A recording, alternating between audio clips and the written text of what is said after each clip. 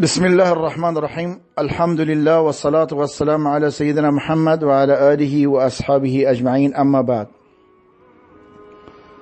برادری سوال کردن که من سالهاست دعا میکنم اما دعام قبول نمیشه. چرا دعای من قبول نمیشه؟ سالهاست که یک دعایی از الله خواستم، حاجتی خواستم، این دعای من چرا قبول نمیشه؟ در پاسخ این برادر عزیز و همه کسانی که چنین سوالایی براشون پیش میاد، قبل از این عرض کنم که رسول الله صلی الله علیه و سلم میفرماید یستجاب لاحدکم ما لم یعجل او ما لم یستعجل او کما قال، دعای شما قبول میشه تا مادامی که عجله نکردید. یعنی چی؟ و خودش پیامبر صلی الله علیه و سلم توضیح داده. یعنی این که طرف دعا میکنه دعاش قبول نمیشه، بعد میگه خداوند دعای ما را قبول نمیکنه، دعا را ول میکنه، دعا را ترک میکنه. یعنی دعا را به خاطری که دعاش قبول نشده دعا را ترک میکنه، عجله میکنه. برادران عزیز و خواهران عزیزی که میشنون، قبل از هر چیز بدونید که دعا یک عبادته. دعا فقط نیاز نیست، دعا فقط احتیاج ما نیست که من چون نیاز دارم دعا میکنم. الدعا هو العباده، دعا خودش عبادته، اصل عبادت دعاست. اما اینکه قبول بکنه یا نکنه برمیگرده به اون چیزی که الله سبحانه و تعالی خودش میدونه، با اون حکمتی که الله داره. الله میدونه اون حکمتی که داره و الله میدونه. چه بسا ما دعاهایی میکنیم به نظر ما دعای خوبی است، دلت میخواد این دعا اجابت بشه، اما الله میدونه که این دعا برای تو خیریتی نداره، شر است برات. اگر دعا را قبول بکنه برای به نفع تو نیست. یقین بدانید برادران عزیز و خواهران عزیز، الله سبحانه و تعالی مصلحت ما از خود ما بهتر میدونه. من یک موضوعی به شما میگم. اگر الله سبحانه و تعالی به ما این اختیار را داده بود، خوب توجه بکنید، اگر الله سبحانه و تعالی به ما اختیار داده بود برای انتخاب جنس خودمان، دختر باشم یا پسر باشم، برای انتخاب پدرمان، مادرمان، و این قدرت‌های ما، استعداد ما، این چیزی که الله به ما داده که ما درش نقش نداریم، رنگ ما، پوست ما، نژاد ما، نمیدونم زبان ما یا پدر مادر ما، نسب ما، اینا اگر الله به ما اختیار میداد که ما خودمان انتخاب بکنیم، انتخاب ما از اینی که الله انتخاب کرده بهتر نخواهد بود هرگز. الله سبحانه و تعالی آن چیزی که به نفع ما، به مصلحت ماست، خودش میدونه برای ما انتخاب کرده. اگر کسی بگه من بهتر از این میتونستم انتخاب بکنم، این نعوذ بالله داره الله را متهم میکنه، الله نمیدونه. این خیلی موضوع خطرناک میشه. در مورد دعا همینه. دعا الله سبحانه و تعالی میدونه که این مصلحت توست یا نیست، یا به دردت میخوره یا نمیخوره. شما یک مثال میزنم به شما. بچت با شماست، تو بچت دوست داری، خیلی هم بچت دوست داری، نور چشمته، جگر گوشت است. میره مثلا یک اسباب بازی یا یک چیزی تو بازار میبینه، تو ویترین مثلا یک چاقوی خیلی زیبا، یک کلتی میبینه خیلی زیباست، شکلش زیباست، مزین شده، میگه بابا جان این برام بخر. تو پولشو داری، استطاعتش هم داری، بچت هم دوست داری، اما براش نمیخری. میدونی چرا؟ خودت میدونی دیگه. چون میدونه که این کلت برای بچه ضرر داره. بچه نمیدونه که این ضرر داره، بچه شکلش و ظاهرش فریبش خورده، اما دلش رفته توش، من میخوام. بابا گریه میکنه، خودش زمین میزنه، اما بابا به هیچ نحوی نمیخره. حالا بچه باباشو متهم بکنه که مثلا بابای من آدم بدیه، بابای من منو دوست نداره. نه، اینجا بابا بچهشو دوست داره که براش نمیخره. خوب متوجه شدین؟ چه بسا ما از الله دعا میکنیم، میخوایم یا الله به من پول بده، مثلا یا الله به من پول بده، میلیونر بشم، میلیاردر بشم، و الله سبحانه و تعالی تو رو دوست داره، میدونه که این بنده من الان نمازی میخونه، دعایی میخونه، قرآنی میخونه، تلاوتی داره، خوب است، اخلاقش خوبه، تکبر نداره. این بنده خدا اگر بره فردا پولدار بشه، وضعش خوب بشه، اینها رو از دست میده، خودشو فراموش میکنه، خداشو فراموش میکنه. اینه که ما باید بدونیم الله سبحانه و تعالی حکمتش اینه که میدونه که هرچه به صلاح بندش هست. الله وقتی میتونه، وقتی تو دعا میکنی، خوب توجه بکن، وقتی دعا میکنی و الله صدای تو رو میشنوه، این مطمئنی، درست یا نه؟ سمع الله لمن حمیده. الله سمیع است و هو السمیع البصیر. الله خیلی شنواست. دعای تو که چیزی نیست. الله دعای انسان لالی که زبان نداره، تو دلش فقط همینجوری نشسته، تو دلش دعا میکنه، الله دعای اونم میشنوه.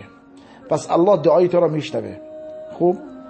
و الله سبحانه و تعالی علی کل شیء قدیر. الله بر هر چیزی هم قادر است. میتونه دعای تو رو در یک چشم هم زدن دعای تو رو قبول بکنه. خب. و الله سبحانه و تعالی ارحم الراحمین است. الله از مادر به تو مهربان تر است. الله سبحانه و تعالی بندش دوست داره. تمام این چیزا در اختیارش است. هر چی که تو از الله میخوای در خزائنش لامحدود داره. با این وجود الله وقتی به تو نداد بدون که درش حکمتی هست، خیری هست، خیری هست برای دعا. یا الله این چیزی که رسول الله خبر داره، وقتی انسان دعا میکنه یا الله دعای ما را قبول میکنه، فی الفور در جا دعا میکنی الله دعات با چشم خودت میبینی، دعات قبول میشه. خب الحمدلله. یا الله سبحانه و تعالی به وسیله این دعا از تو بلاهای دفع میکنه. خیلی بلاها قرار شده سرت بیاد، تصادفات، زلزله، دشمن، دزد، خانوادت، خودت، بیماری، خیلی چیزا از تو دفع شده در حالی که تو نمیدونی. تو آرام شب خوابیدی، الله از بالای سر تو هزاران بلا رد کرده به خاطر دعا. این دعای تو یک سپری بالای سر توست، سپری بالای سر توست و بلاها را جلوگیری بلاها میکنه. مثل سپر بالای سر توست، هر بلایی میاد به این دعا برخورد میکنه، برمیگرده به سر تو نمیاد. یکی دومش، سومیش چیه؟ الله سبحانه و تعالی دعاهای تو رو ذخیره میکنه روز قیامت. به اندازه دعاهات الله به تو اجر و پاداش بی حساب میده. روز قیامت وقتی انسان دعاهایی که الله براش ذخیره کرده الله بهش میده، پاداشش بهش میده، انسان آرزو میکنه کاش یک دعایی از او قبول نمیشد. ولی برادران عزیز، دعا هرگز گم نمیشه. تو دعا بکن، دعا بکن، دعای تو یا قبول میشه یا بلا از تو دفع میشه یا روز قیامت برات ذخیره میشه. در هر صورت کسی که دعا میکنه بازنده نیست. در هیچ وقت دعا کننده بازنده نیست. انسانی که دعا میکنه از الله چیزی میخواد سه حالت داره: یا دعاش قبول میشه، یا بلای از او دفع میشه، یا روز قیامت براش ذخیره میشه، یا هر ستا الله بهش میده. هم قبول میشه، هم بلا دفع میکنه، هم آخرت بهش میده.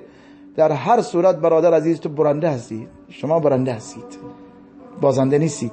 دعای تو هرگز گم نمیشه.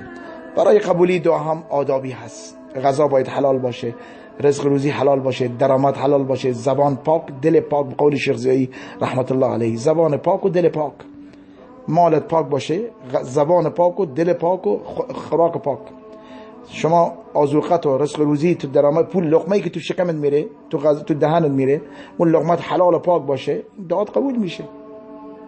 در هر صورت ما وظیفمون دعا بکنیم. الله فرموده ادعونی استجب لکم. شما دعا بکنید من دعای شما را قبول میکنم. ما وظیفمون دعا بکنیم. الله خودش میدونه. حالا قبول کرد الحمدلله، نکردم الحمدلله، یک حکمتی در کار است. پس ما به الله سبحانه و تعالی گمانمون خوب باشه. و یک مسئله دیگه، وقتی الله به کسی توفیق داد که دعا بکنه، دروازه دعا وقتی به روی تو باز شد، مطمئن باش که دروازه استجابت و دروازه پاداش و اجر و ثواب روی تو باز میشه. امکان نداره کسی در خانه الله بزنه الله در بروش باز نکنه. در باز میشه، اما ما نمیدونیم در پرده غیب چی داره میفته. چه اتفاقاتی قرار شده سرتو بیاد الله سرتو دفع کرده، چه خیرات و برکاتی بر تو نازل شده، چه در رزق روزی، در فرزندت، چقدر نعمتها الله در مقابل دعایی به تو داده که تو خودت نمیدونی، آرام خوابیدی نمیدونی که این از کجا داره میاد. پس دعای تو برادر عزیز هرگز گم نمیشه. یک موضوع دیگه هست، در روایتی اومده، الله اعلم، من سندش یادم نیست، فقط یک روایتی هست که بنده مؤمن، نگاه کنید، الله وقتی کسی رو دوست داره، بنده مؤمنه، خیلی به الله نزدیکه، الله خیلی او رو دوست داره، دعا میکنه یا الله یا الله یا الله یا الله. خب روز شب دعا میکنه، ملائکه که صداش میشنون میگن پروردگار این بنده محبوب توست، این دوست توست، داره دعا میکنه. الله سبحانه و تعالی به ملائکه میگه دست نگه دارید، من دلم میخواد صدا و نالش بشنوم، من ناله بندم را دوست دارم. این صدایی که الان داره میاد، این ناله هاش برای من خیلی شیرینه، لذت بخشه. الله از ناله های تو خوشش میاد، میخواد تو بیشتر ناله بکنی. این ناله های تو رو مقام تو رو بالا میکنه. الله دست نگه میداره، به تو نمیده، میخواد تو رو بیشتر پاک بکنه و محبوبتر بکنه. چه بسا انسان‌های فاسق و فاجری هستن، دعا میکنن الله به ملائکه صداش میشنوه میگه خدا این بنده تو داره فلان فاجر فلان فاسق مبغوزه، الله اصلا دوستش نداره. الله چه میفرماید؟ بهش بدید سریع بهش بدید تو بره، من نمیخوام صداش بشنوم. او کما قال، این روایتی اومده سندش من نمیدونم ولی خب زیباست. چه بسا الله از ناله های تو خوش میاد. میدونی برادر عزیز، امروز تو هر روز دعا میکنی این دعا تا قبول شد چه بسا خودتو بی نیاز میدونی دیگه دعا نمیکنی. الله میخواد تو همیشه سرت زیر باشه، محتاج باشی، سرت در برابر الله همینطور محتاج باشی، هر روز دعا بکنی. انسان عادتش اینه وقتی در ناز نعمت به فکر الله نیست فراموش میکنه. نمیخواد ماشین داره، خونه داره، امنیت داره، سلامتی داره، پول داره، چی نیازی داره بره دعا بکنه؟ شما میبینید یک انسانی که این همه مرفه زندگی میکنه، بهترین ویلا، بهترین ماشین، بهترین درآمد، بهترین پست مقام، هیچ غم و غصه‌ای نداره، نه زنش میماره نه بچهش میماره، همچین انسان میره دعا بکنه؟ نمیره دعا بکنه. و ان الانسان لا یطغى ان رآه استغنى، انسان وقتی بی‌نیاز شد طغیان میکنه. اما به محضی که انسان بهش مریضی رسید، رنجی رسید، فوقا سرش میاد پایین، یا الله یا الله بچهش بیمار شد. همینه که بلاها و مصیبتها و رنجها به نفع ماست، ما را به الله نزدیکتر میکنه. پس برادر عزیز در دعا کردن خسته نشو. ادعوا الله و انتم موقنون بالاجابه، دعا بکنید در حالی که یقین داری دعات قبول میشه. گاهی با شک دعا نکن، یقین بکن تو در برابر الله هستی. الله مالک الملک، تؤتي الملك من تشاء، تنزع الملك من تشاء، تعز من تشاء و تذل من تشاء. الله اینه، به هر کی بخواد پادشاهی میده، از هر کی بخواد میگیره، به هر کی بخواد عزت میده، به هر کی بخواد ذلت میده. الله سبحانه و تعالی براش کاری نداره. امر الله انما امره اذا اراد شيئا ان يقول له كن فيكون. الله بگه باش میشه، برای الله کاری نداره برادر عزیز، قادر بر هر چیزه.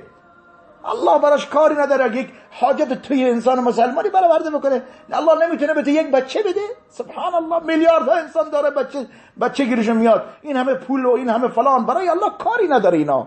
الله سبحانه و تعالی با یک چشم کمتر چشم به هم زدن اراده بکنه صدها فرزند برای تو در یک روز هم به تو میده، اگر الله بخواد. برای الله کاری نداره. اگر الله نمیده پس درش مصلحتی هست. پس یقین بکن و گمانت به الله خوب بکن و دعا را ترک نکن، چون دعا عبادته. دعای تو نزد الله مورد پسند الله است. الله دعای تو را دوست داره، میخواد صدات بشنوه. بذار با الله مناجات بکن، این مناجات رو ترک نکن. اما بعد از مرگ الله سبحانه و تعالی این دعاهای تو همه برمیگرده در قالب پاداش عظیم بیشمار که اصلا خودت باور نمی کنی. این همه پاداش از کجا اومده؟ این همه پاداش عظیم از کجا آمده؟ میگن این مال دعاهایی است که تو کردی و ما برات ذخیره کردیم. اونجا میگی کاش هیچ دعایی قبول نمیشد. پس یقینتان به الله درست باشه. دعا بکنید، در دعا کردن خسته نشید، دعای خوب بکنید، حلال بخورید، پاک بخورید، دلتون پاک بکنید و ناامید نشید. الله به ما و شما فهم درست و دعای قبول شده عطا بکنه، آرزوهای ما و شما را برآورده بکنه، آن چیزی که خیر صلاح دین دنیای ما در آن است. آمین و الحمدلله رب العالمین.